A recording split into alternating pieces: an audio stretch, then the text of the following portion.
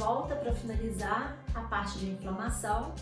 Lembrando que a parte inicial nós percorremos e descrevemos a inflamação na fase inicial, como a inflamação aguda, e todos os eventos e fenômenos marcantes, tá?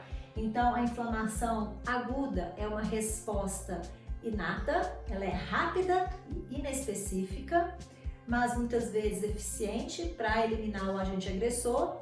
Então, ela é caracterizada por uma duração de tempo, né? Ela finaliza em horas e dias, ela consegue resolver. Os fenômenos mais marcantes da inflamação aguda são aqueles fenômenos iniciais, que é a exudação, vasodilatação. Então, a área mais vermelha, quente, demasiada. O que predomina, então, são os fenômenos vasculares e exudativos. E as primeiras células que migram, infiltram, que a gente até chama de infiltrado inflamatório, porque são as primeiras células a chegar ali na área de agressão.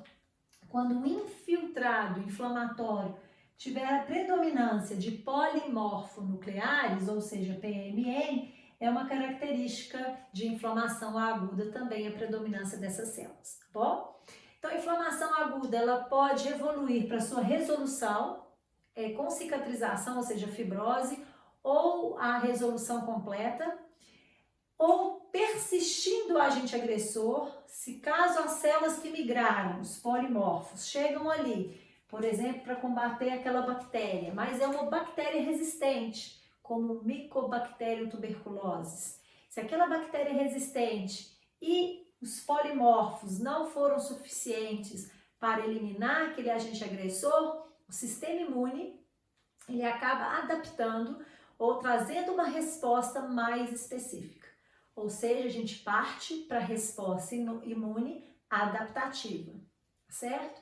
Ela é mais lenta, né? Ela tem uma janela, é necessário você ter um agente que fagocite, apresente um antígeno para linfócitos e plasmócitos produzirem imunoglobulinas e aquele tecido, então, passa a ter uma resposta mais direcionada, tá bom? Então, quando tem essa persistência e a inflamação aguda, ela evolui para uma inflamação crônica, eu quero chamar a atenção para os fenômenos celulares e teciduais que ocorrem ali, combinado? Então, primeiro, a persistência desse agente agressor faz com que mude o perfil de células nesse tecido. Ao invés de encontrar mais neutrófilos, eu encontro mais linfócitos, plasmócitos, macrófagos, que vão ser as células apresentadoras de antígeno, tá bom? E reparem que eu tenho como fenômeno tecidual, e eu vou explicar o porquê, mais fibroblasto, fibras colágenas, mais fibrose. Inclusive, formações aqui, ó, de novos vasinhos, ou seja, angiogênese, formação de novos vasos. Aqui eu fiz um corte longitudinal descendo e aqui um corte transversal, um outro vaso saindo, que é o que vocês observam na histologia, tá bom? No laboratório de aula prática.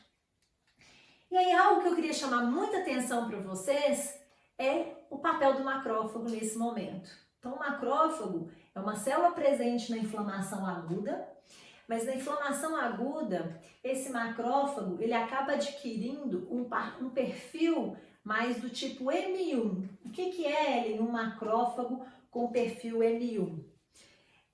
Vamos dizer que é aquele macrófago que acaba favorecendo mais lesão tecidual. Ele libera óxido nítrico para eventos vasculares, acaba produzindo mais ROS, que são espécies reativas de oxigênio, acaba trazendo mais destruição tecidual, tá?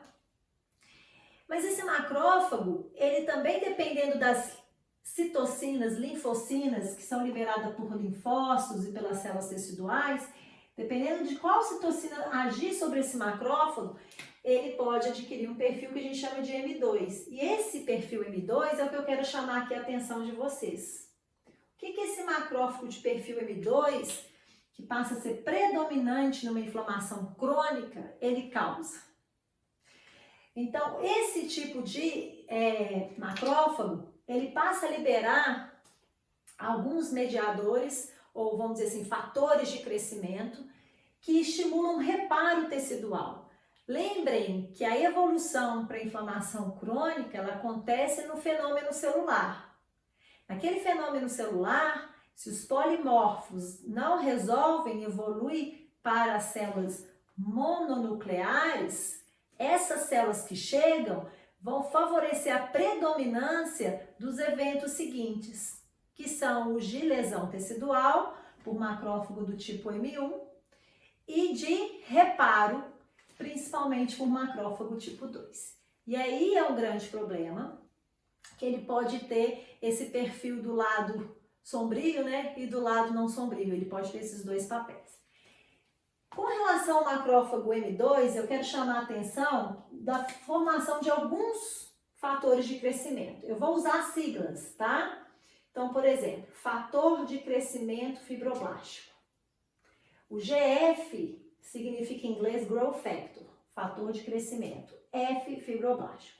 Então, quando ele libera esse fator de crescimento fibroblástico, ele estimula maior proliferação de fibroblastos e maior síntese de matriz colágeno, tá bom? O que favorece mais fibrose.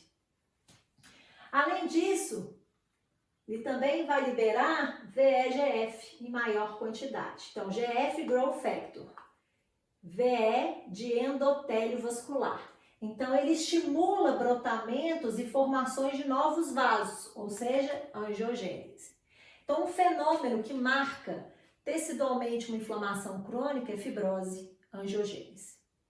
Um outro fator, o EGF, fator de crescimento epidérmico. Então, esse fator favorece a proliferação de epitélio. Então, é importante para o reparo. Mas, dependendo do local, vocês vão ver uma lâmina linda que está relacionada à aula de reparo. Linda, perdão, né, gente, pelo termo mais assim clássica, que é uma de cirrose hepática, onde a gente observa uma inflamação crônica no fígado, onde eu vou tendo perda de hepatócitos e substituição por tecido cicatricial. Então, eu passei muito tecido conjuntivo. E quando eu olho naquele tecido conjuntivo a área de fibrose, eu tenho predominância dessas estruturas. Vocês vão ver muitos linfócitos, vocês vão ver plasmócitos, muito fibroblasto e fibras colágenas, formação de novos vasos e, inclusive, proliferação de ductos biliares, que são epitélios que respondem a esses fatores e começam a proliferar. Tá bom? Então, muito diferente da inflamação aguda, vocês observam que os fenômenos vasculares e exudativos discretos ou até ausentes, e a predominância dos fenômenos de alternativos, né? Alterativos e reparativos são predominantes. E esses fenômenos reparativos, quando eles são muito exagerados, eles favorecem um dos sinais cardinais da inflamação, que é a perda da função. Se eu tenho muita produção de fatores de crescimento, o que favorece uma proliferação maior de tecido conjuntivo do que do próprio tecido funcional, e se eu for pondo tecido conjuntivo naquele local, eu vou tendo a perda da função progressiva daquele órgão. Isso vai acontecer numa inflamação crônica no pulmão, como ocorre na tuberculose, tá? Você vai tendo perda do parênquima, que é a parte funcional. É o que acontece na cirrose hepática, onde a perda de parênquima, a parte funcional do fígado, e substituição por tecido conjuntivo. E numa área, por exemplo, de infarto no miocárdio, onde eu tenho perda grande, né, área de necrose, que eu só consigo substituir por tecido conjuntivo, eu também tenho perda da função, tá bom? Então, esses são os fenômenos característicos da inflamação crônica. Então, o tempo na inflamação crônica, se eu chamar para cá, ela vai ser de meses e anos. Com relação aos fenômenos predominantes, é o reparativo, o que favorece fibrose. Os tipos de células predominantes, mononucleares. Tá bom? Mais um fator que é importante aqui. E causa, Ellen? Tempo, fenômeno predominante e tipo celular predominante. Então, o que marca a inflamação crônica, turma? Guarda isso. Fibrose, e angiogênese. Então, o que é sensacional é que você pode observar, e eu vou mostrar isso para vocês, é um tecido, né? Uma lâmina, onde esses fenômenos vasculares, exudativos, predominâncias de polimorfos, muito rico naquela lâmina. Então, se você bate o olho, ela já te conta, opa, uma inflamação aguda. Ou você observa uma biópsia gástrica, por exemplo.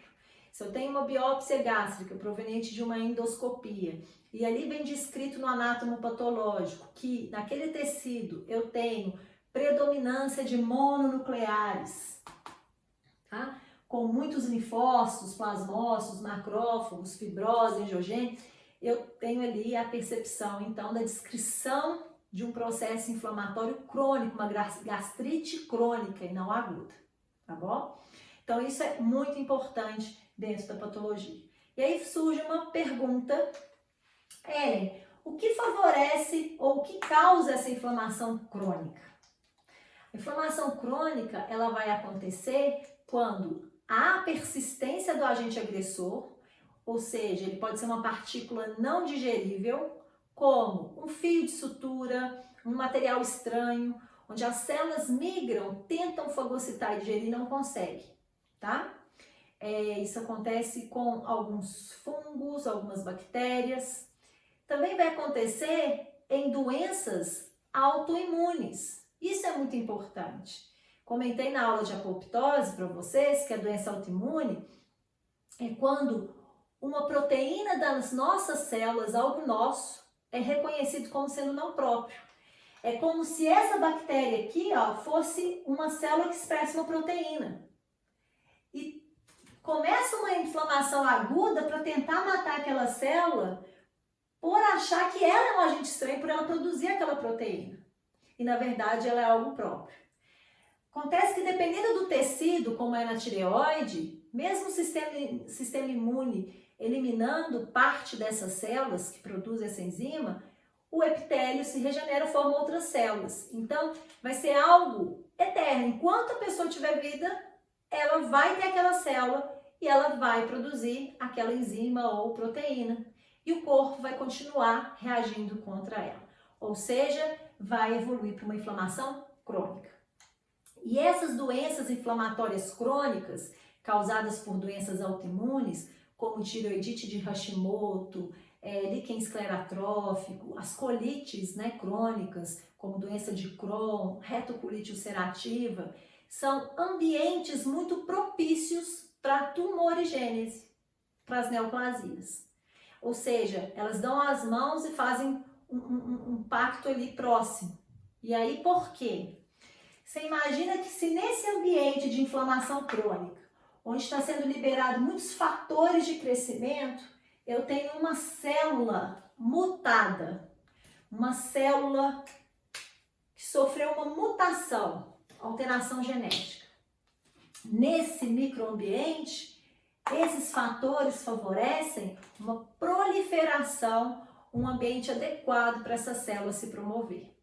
Por isso que algumas doenças inflamatórias crônicas aumentam o risco de neoplasia e há necessidade de acompanhamento, tá bom? Como é no meu caso da tireoidite Hashimoto, onde eu faço um acompanhamento anual com ultrassom para ver se tem esses nódulos de fibrose, porque a glândula ela vai falindo, querendo ou não, ela vai fibrosando por causa da inflamação crônica.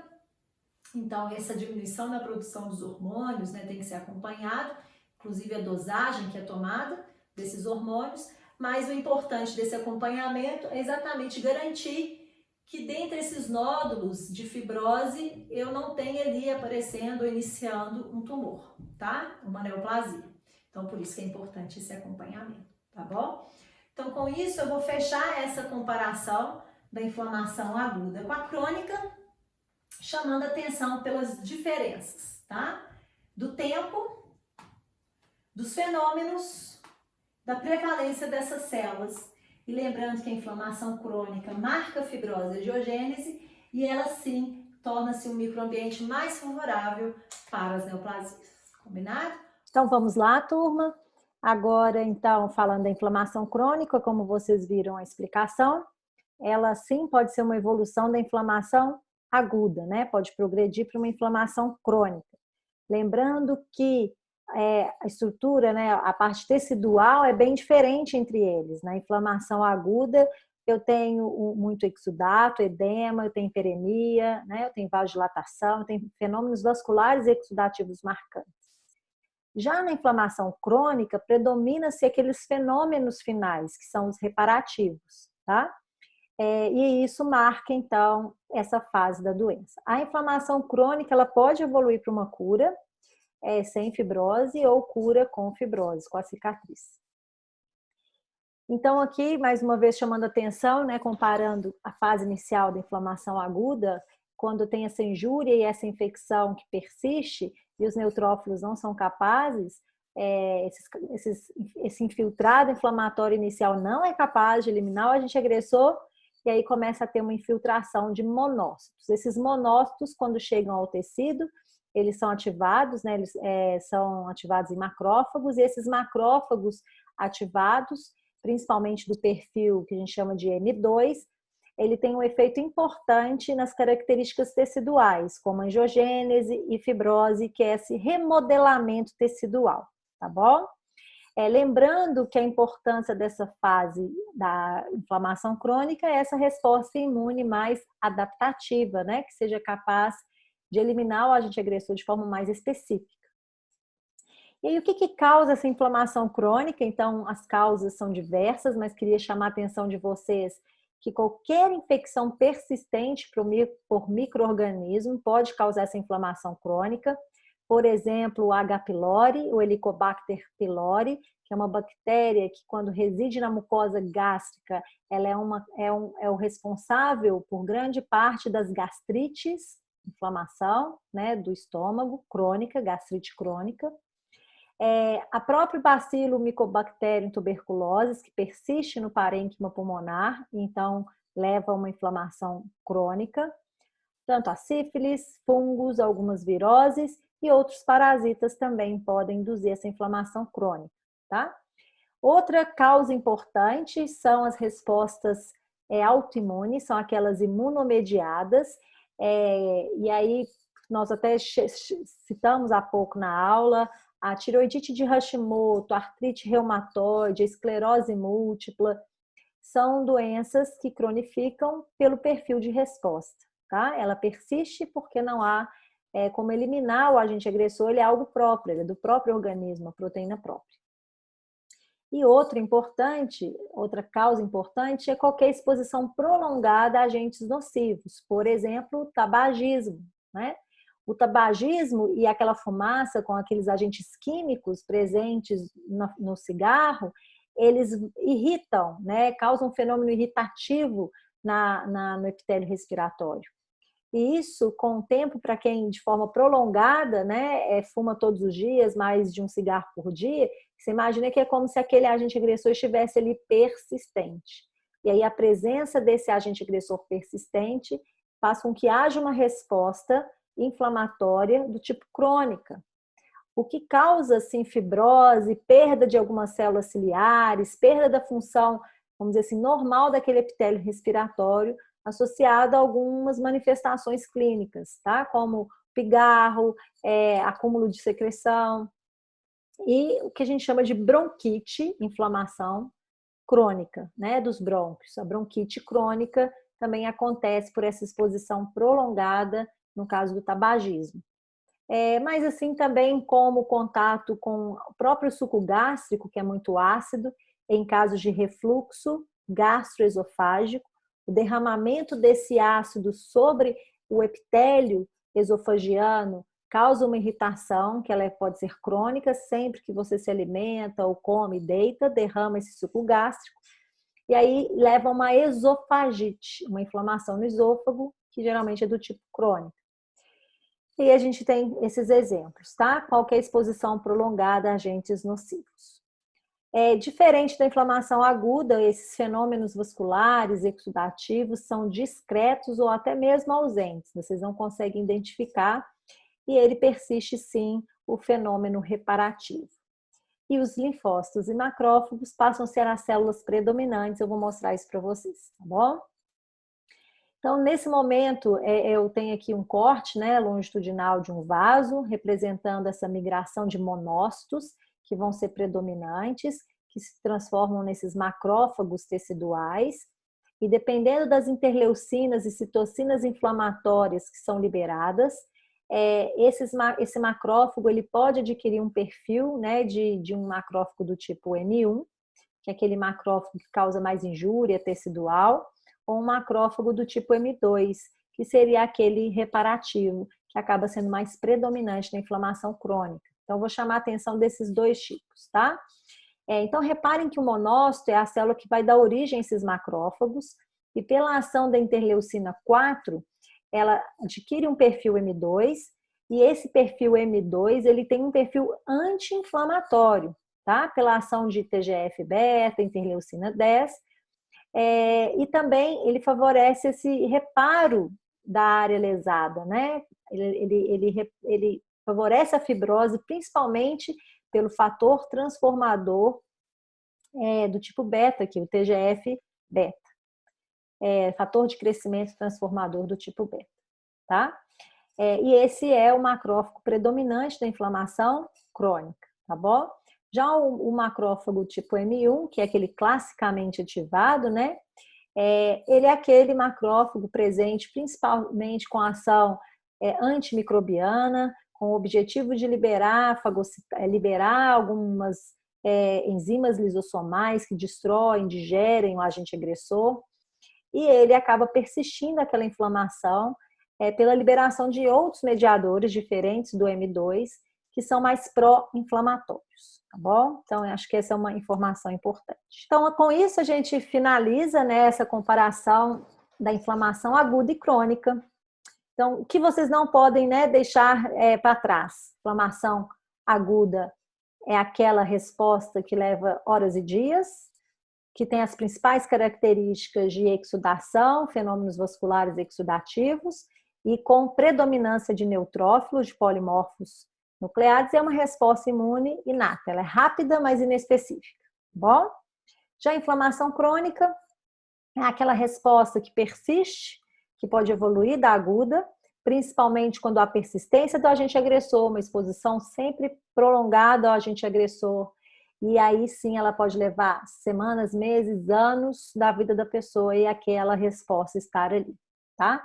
Principal característica o fenômeno deles predominantes é o reparativo, ou seja, observa-se muita angiogênese e fibrose, e a presença de de mononucleares, que são os linfócitos, macrófagos e plasmócitos. Então, esses sinais cardinais da inflamação, calor, vermelhidão e edema, clássicos da inflamação aguda, a dor também, e a perda de função, muito relacionada com o reparo ou a fibrose que ocorre no local. Então, tem uma ligação mais forte com a inflamação crônica, tá? Na inflamação crônica, eu vou mostrar para vocês uma lâmina também de aula prática, que vocês certamente já vão observar. Em comparativo, eu estou deixando aqui um epitélio nasal, né, respiratório, pseudoestratificado, ciliado, com células caliciformes, e abaixo eu tenho tecido conjuntivo, tá bom?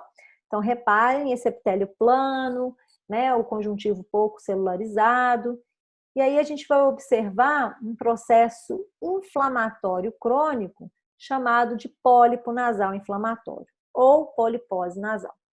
Em exame clínico, já consegue observar aqui essa projeção da mucosa nasal.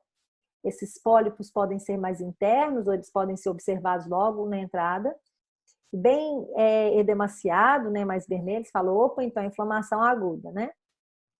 Mas é de um processo de contato constante com alguns alérgenos, principalmente quem tem rinite alérgica, você não consegue viver num ambiente free, né, livre de qualquer tipo de alérgenos. Então, sempre que você tiver contato com o pelo do gato ou com poeira, ele vai estar ali em contato com aquela mucosa, desencadeando uma resposta contra aquele fenômeno irritativo. Então, ele agudiza, tá? Mas como a vida, durante muitos anos, meses, você fica exposto a esses alérgenos, a resposta inflamatória naquele local, naquele epitélio, cronifica. E aí a gente tem esse perfil aqui, tá? Você vai observar a emissão desses pólipos, parecem dedos, né? Por isso eu chamo pólipos ou polipose nasal. Isso aqui é o epitélio respiratório, então ele está próximo de onde tem contato com os alérgenos do ar. Uma vez que tem contato, indica que inicia uma resposta inflamatória, tá? Reparem uma celularidade maior aqui. Mas se você olha de longe, diferente daquela lâmina de salpingite, eu não vejo aquele fenômeno vascular, exudativo, tão marcante. Aqui eu vejo um infiltrado inflamatório, que eu vou ampliar para a gente ver melhor que tipo de células são, e muito tecido conjuntivo, tá? Então, chegando próximo desse epitélio, eu observo muitas células inflamatórias, vasos novos sendo formados, angiogênese. E aqui algumas fibras colágenas sendo depositadas. Vou ampliar mais um pouquinho. Olha que linda essa imagem. Eu observo muitas células com esse característica de núcleo para um canto e uma cauda, né? Isso aqui são os plasmócitos, núcleo em forma de carroça. Tem muitos plasmócitos mononucleares, tá? Tem também muitos linfócitos, linfócito aqui. Tenho também macrófagos. Esses macrófagos também são predominantes, com angiogênese e início de conjuntivização, ou seja, tecido conjuntivo. É clássico. Aqui, uma resposta inflamatória crônica, com ausência exacerbada daqueles fenômenos vasculares e exudativos. E aí, mais uma imagem mostrando uma ectasia, né, capilar. Aqui eu tenho macrófago, eu tenho plasmócitos, tem linfócitos, e tenho novos vasos sendo formados. Nesse caso, eu observo um eosinófilo aqui, olha que bonitinho, um eosinófilo aqui, que são células que podem estar presentes em casos de alergias, né? Então, numa rinite alérgica, eles podem estar presentes nesse corte, nesse tecido, tá? Então, é isso, finalizando, então, comparando aqui um pulmão normal. Repare, então, na inflamação aguda, esse pulmão tem essas características vasculares e exudativas. E quando é uma inflamação crônica, eu observo fibrose, tecido conjuntivo depositado no local, onde eu deveria ter parênquima funcional, tá? E na microscopia, eu observo essa deposição de tecido conjuntivo e infiltrado mononuclear do tipo típico da inflamação crônica, tá? Então, com isso, turma, eu vou interromper o compartilhamento, tá? Agradecer vocês pela companhia. Depois eu vou fazer um outro vídeo curto para fazer as diferenças de exudação da inflamação aguda e mostrar outras peças para vocês. Mas qualquer dúvida, entre em contato, estou à disposição. Um beijo grande e bom descanso.